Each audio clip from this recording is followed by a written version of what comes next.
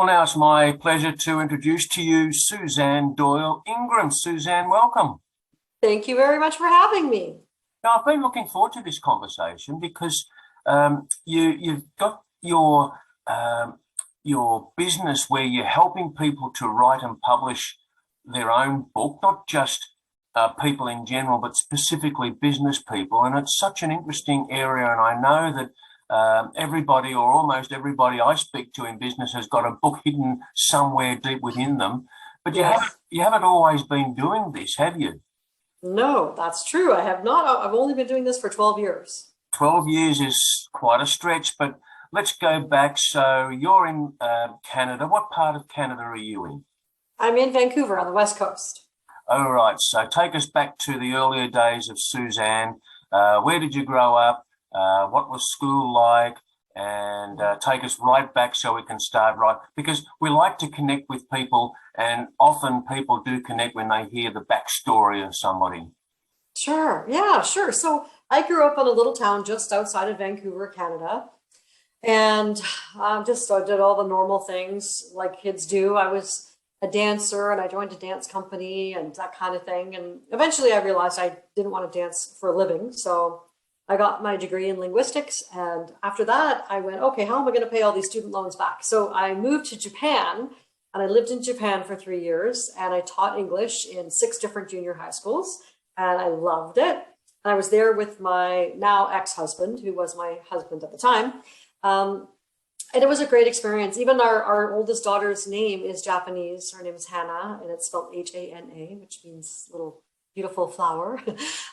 So Japan has always been with me since then. And so when we came home to Canada, I felt I was just ready to take on the world. I spoke 3 languages, English, French, and Japanese. I had a university degree and I felt like I could just do anything, but I couldn't get a decent job.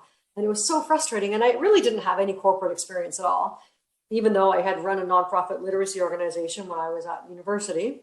But I was a little bit frustrated, but eventually I worked for a Korean company that was really, really great. He hired me because of my experience in Japan. I learned a lot about import, export, and the Korean culture, and I loved it. And then one day I was at a party, and we had to play Trivial Pursuit. And I was partnered up with somebody I didn't know. And it just so happened that every single question had to be something to do with words, and I kept getting them all right. And to the point where people are like, who is this? Like, it was just a fluke, because if it had questions about sports or geography or history, I wouldn't have gotten anything right. But anyways, I was just, shining like a star. And so the man that was my partner said to me, I want to talk to you. I want to hire you. Who are you? So he hired me to work for his marketing company. And it was sales, it was commission only. And I just thought, oh my gosh, I don't know if I can do this. Like, what if I need a guarantee? I'd never had, a job where it was up to me. I had always been on salary, but I loved it. It was great. So I eventually, I'm getting to the point about the terrible thing that happened. I eventually started my own marketing agency because that company got sold. And I thought, this is great, making really good money. And I was really happy and I loved my clients. And then 2008 hit, and the economy crashed. A lot of my clients were American, and I had like Quest Communications, which got bought out by CenturyTel, but like big phone companies, and Cirque du Soleil was one of our clients. And, I didn't realize that everything could come crashing down, and everything did. I kind of limped along for 2009, and by 2010, my income was down to about $30,000 a year, and I just thought, I can't handle this, and I can't live. I have 3 kids and a husband, and so the hardest part was I thought that I was totally alone. I didn't really realize that all the other business owners were going through it too, and I felt like a total failure. I felt like an absolute loser, to be honest. That's such a terrible word, but because I had lost like everything. And I kept thinking, why isn't this working? Not really realizing that the economy was affecting, like there was this ripple effect on everyone, right? Everybody stopped spending money on marketing. So it was a really, really, really terrible time, just being completely broke. couldn't pay for my kids' swimming lessons, couldn't, put them in dance classes or anything else. And I didn't want to tell anybody. I felt like I couldn't tell anybody. So it was a lot of shame around that too.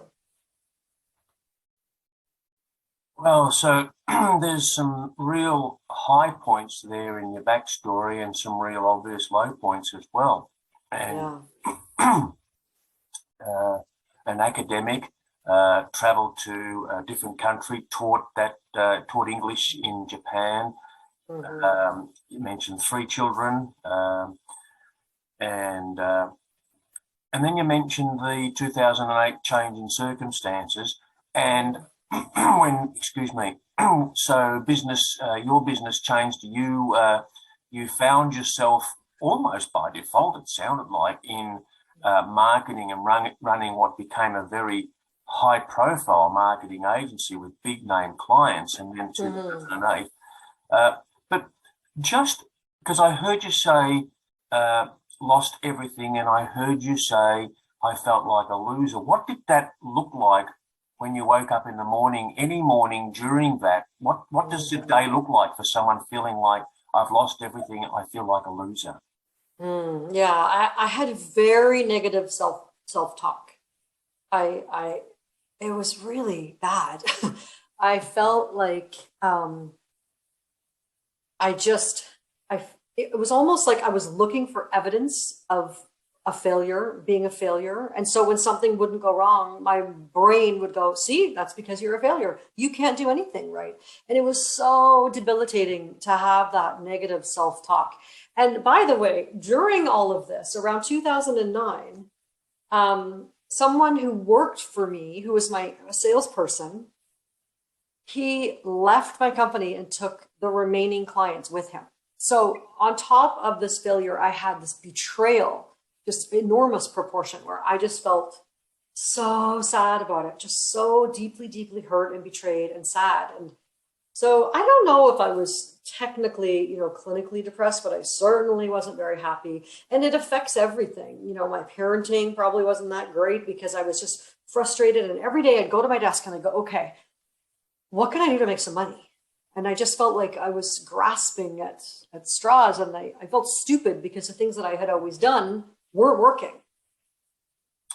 Wow, I know that there'd be more than one person who can relate to what you just said then. I mean, I can relate to that, what you just said then, sitting at the computer, sitting at your desk and thinking, how am I going to make money today? How can I make money today? How can I bring in a new... Oh, it's so awful. Yeah, it is. Yeah. It is debilitating. It is such high pressure. And there's so many people, Suzanne, who do feel that, given what we've been through, everyone's been through in the past couple of years. Yes. Have to change things and start working from home, running a business from home, running a business online for the first time. What's it all about? It's a whole new world, isn't it, for a lot of people? Yes. Well, so you're obviously not in that place now, which is terrific. So yeah, that's true. Thank God. Yeah, so Suzanne, congratulations on turning it around. I'm interested still just to stay for just a moment longer at that time. There was obviously, no, that's an assumption. What did happen? Was there a defining moment you can recall where there was a turnaround, when the transformation really started for you? I think it was really when I had to admit to myself that the marketing agency company was not working anymore, and it just wasn't going to happen. And I couldn't do it anymore, and I had to do something completely different. And I had some savings, and so I was able to just sometimes even during the work week, sometimes you just pause and you go, okay, wait a second.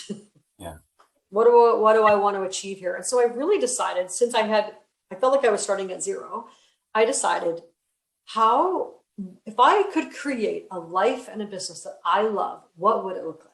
And I literally created what I wanted. And, it was funny. I was invited to kind of like a mastermind retreat event. And I thought, there's got to be some kind of mistake. Why did they invite me? Like, all these amazing people are going, and then me. And I was part of that journey down to San Diego and staying in this big mansion. And I was invited for free. I kept thinking, there's got to be some mistake. And I said to my mom, I said, do you think I should go to this thing? And I don't know. I feel like I don't have anything to contribute. And I don't know really why they asked me. Like maybe it's some like weird, like, I don't know, thing. What if they try to kidnap me or something? My mom goes, oh, sweetheart. She goes, if they were trying to kidnap you, they'd probably choose somebody younger. But that's how my brain was working. I kept thinking like, so that mastermind was great too, because I met some really successful people who had really great head on their shoulders. And it made me go like, ding, I can create a life that I love, and I can work with people I want to work with, and I can do what I want. But at this point, I still didn't know what to do.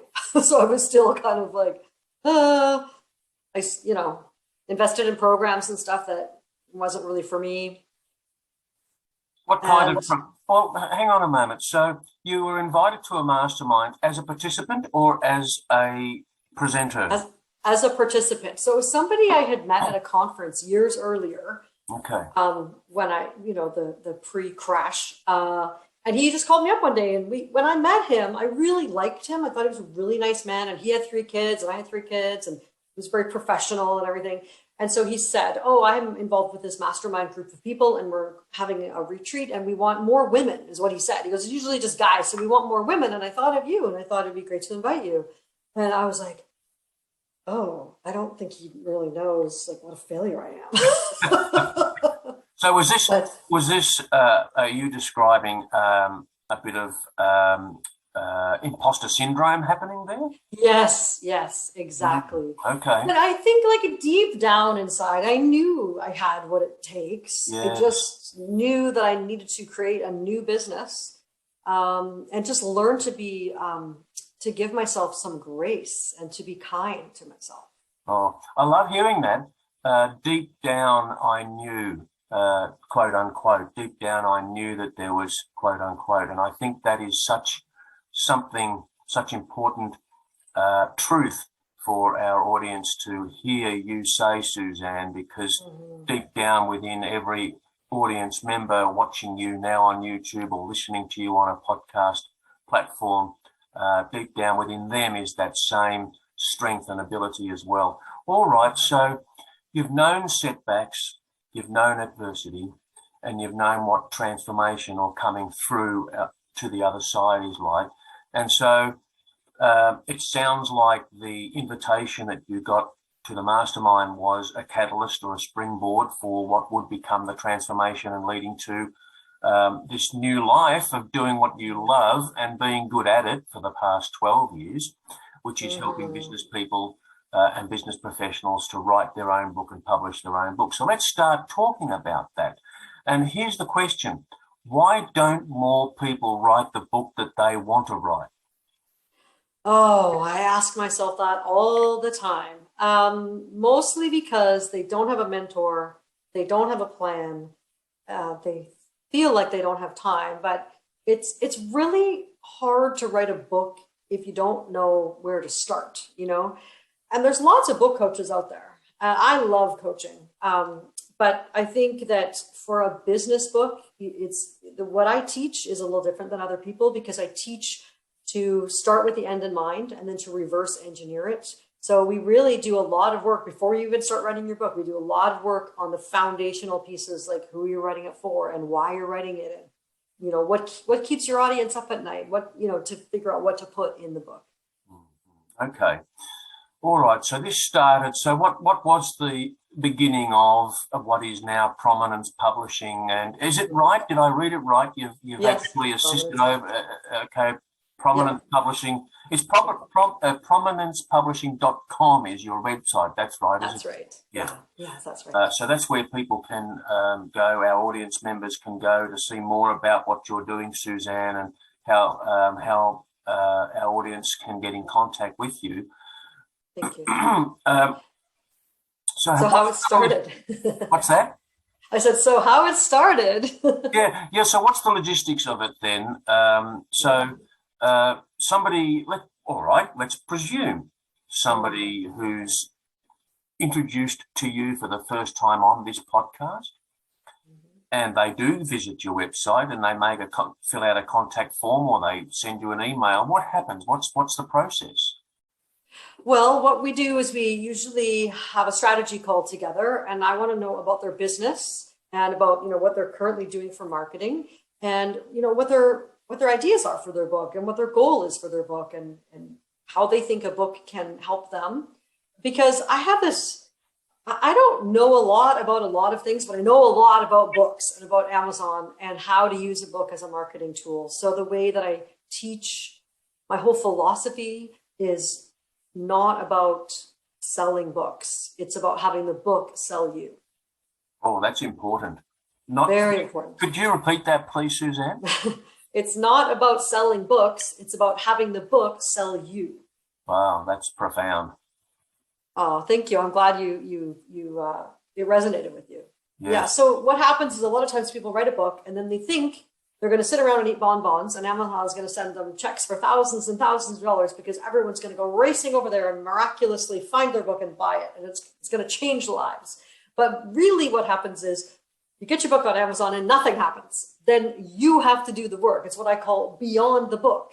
So then the juicy stuff happens where you can use your book to get booked as a speaker, to get on a podcast, to get maybe do a TED Talk, and create an online course and all these other things. And you can build a whole business around it, but the book can't be just the business. The business can't be just the book, is what I'm trying to say.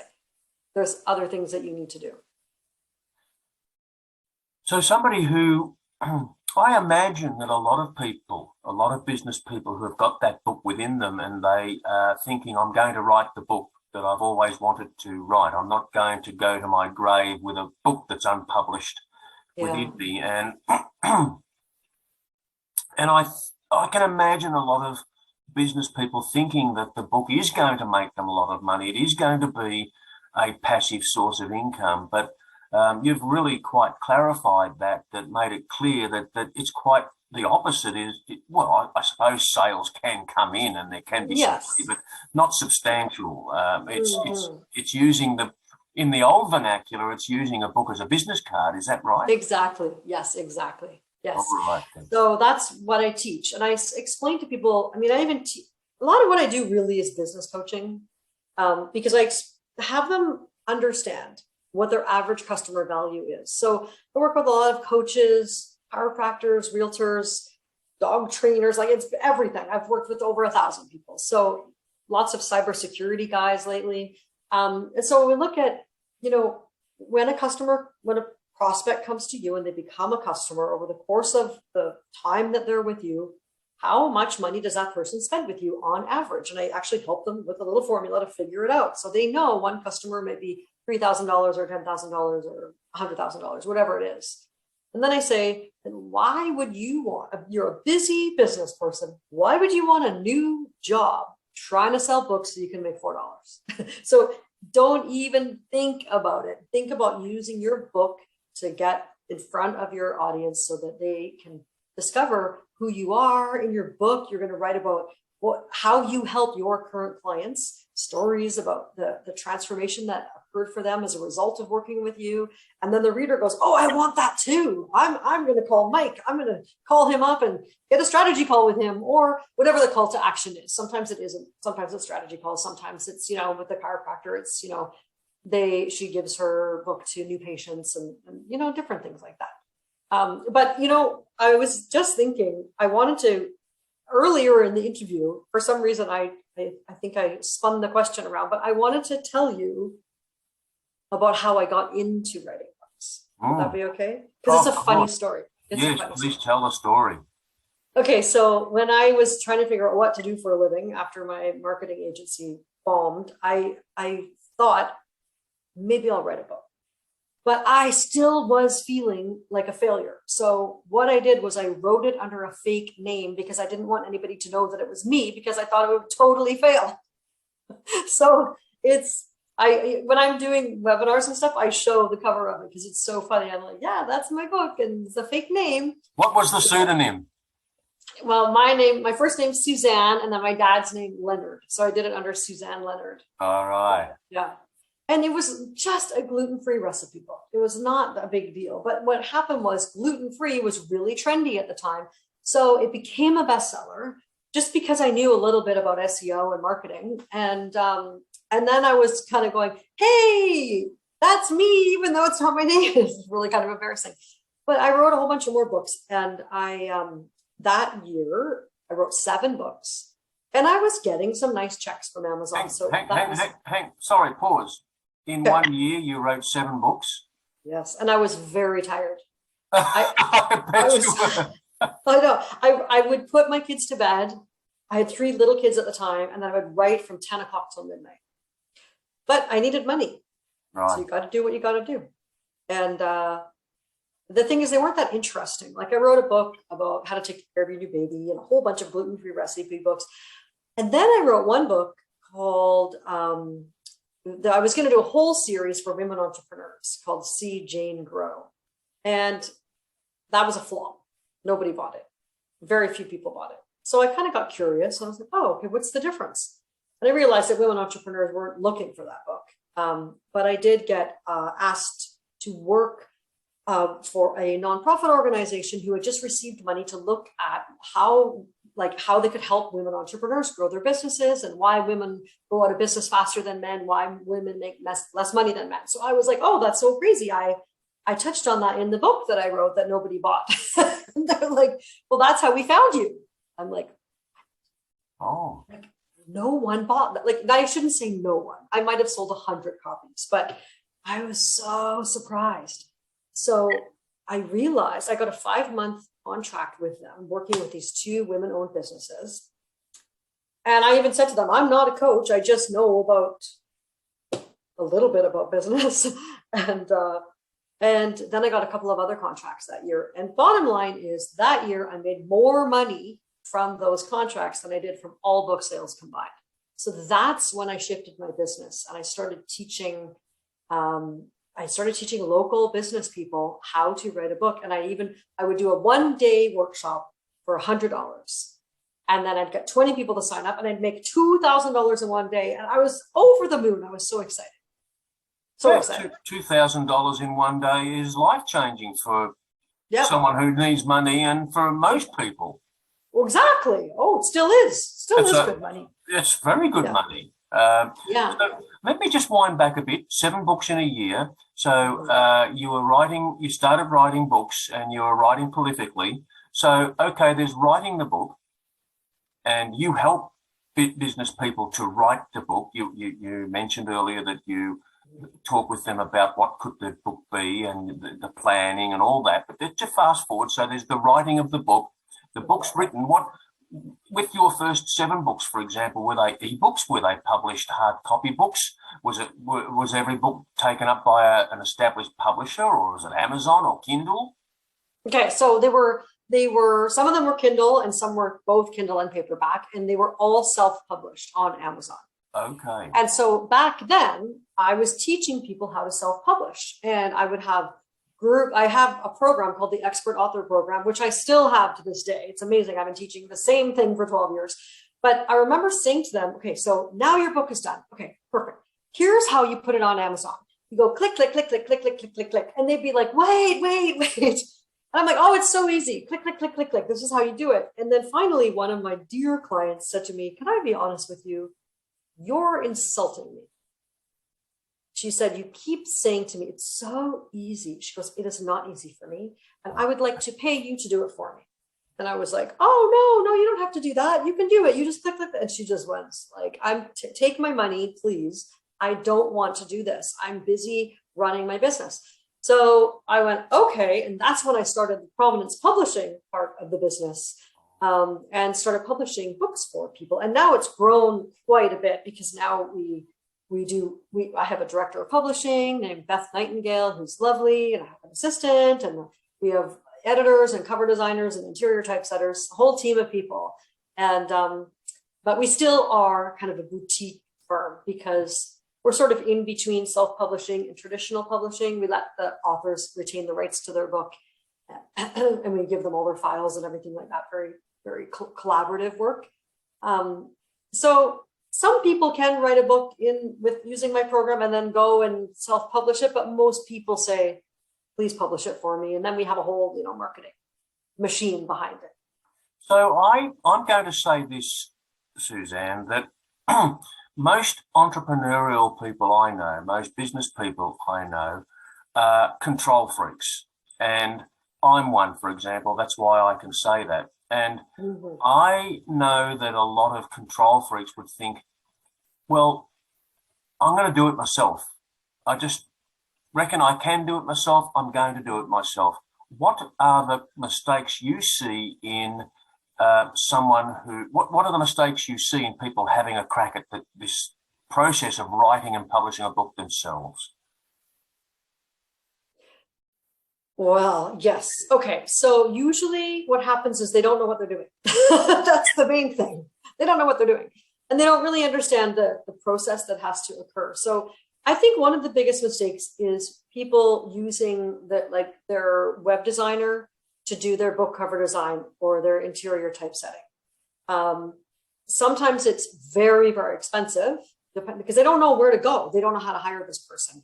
And a cover designer and a web designer are completely different designers. Completely. I don't care if your website is award-winning, the best website that's ever been built in the entire world. That person generally cannot design a book cover. And, you know, as a matter of fact, over the years, we've had people every now and then that come to us that say, hey, we really want to hire your firm to publish our book for us, but our cover's already done. So initially, I would say, okay, well, let me just take a little bit off the overall price if your cover's already done. But now we charge more if their cover's already done because it's 100% of the time, it's not approved by Amazon because they don't know what they're doing. And I don't mean to be rude, but it's like, we know what we're doing.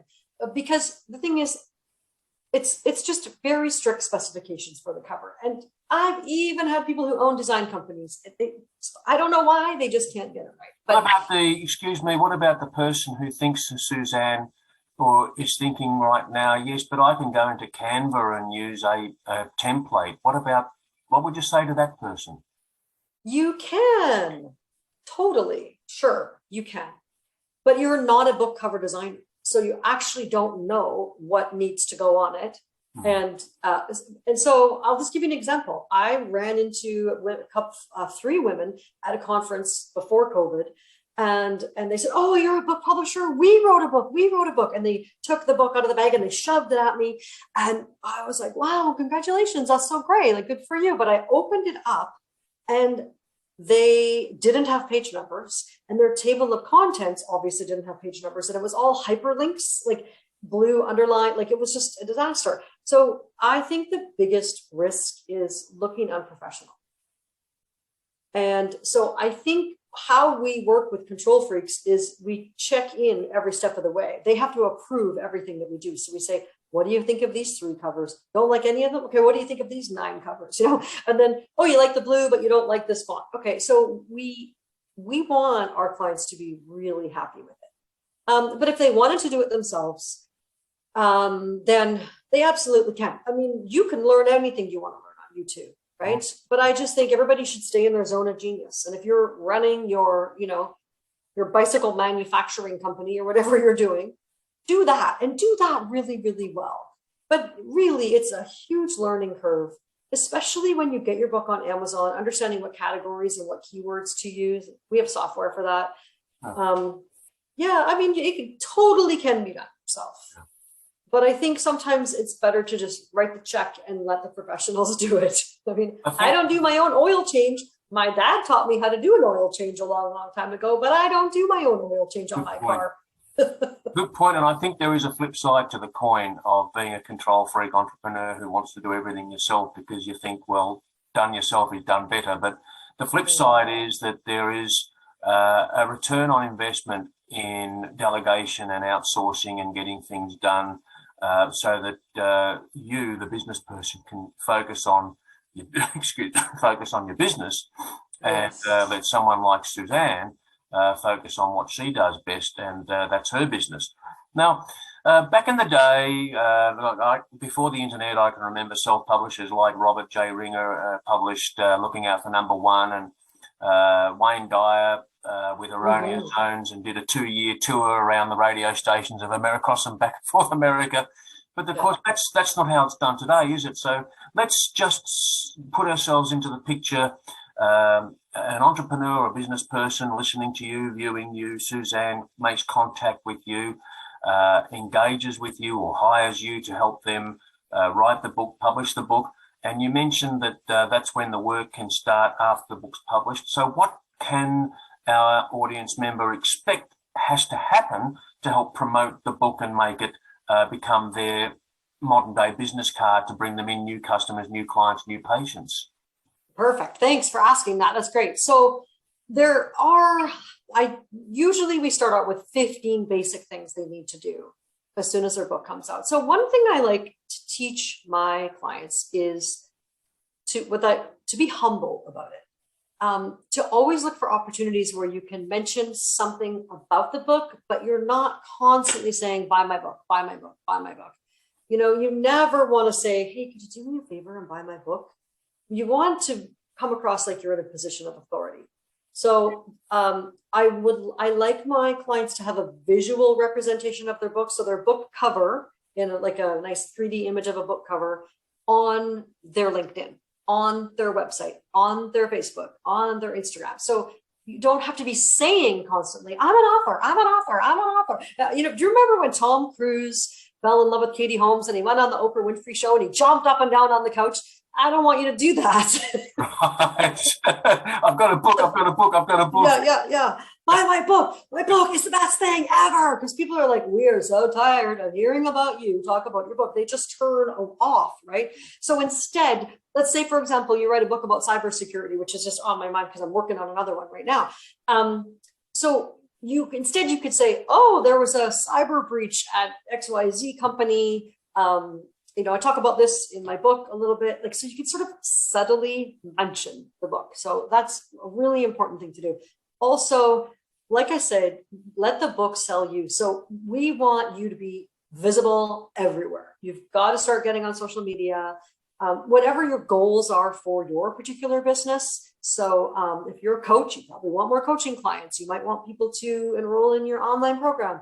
Some people don't have an online program yet. So we can literally use the outline for the book, for the outline for the online program. And we've helped people do TED Talks, and a couple of my clients have TV shows now. So it's just amazing what you can do. But, you just have to take it one step at a time. And it really doesn't have to be that complicated. I know people who take 2 or 3 years to create a course. It doesn't have to be that complicated. Sometimes you have to build the plane as you fly it. So you could enroll 10 people into your course and then just deliver one lesson every week live on Zoom. Then you got your course.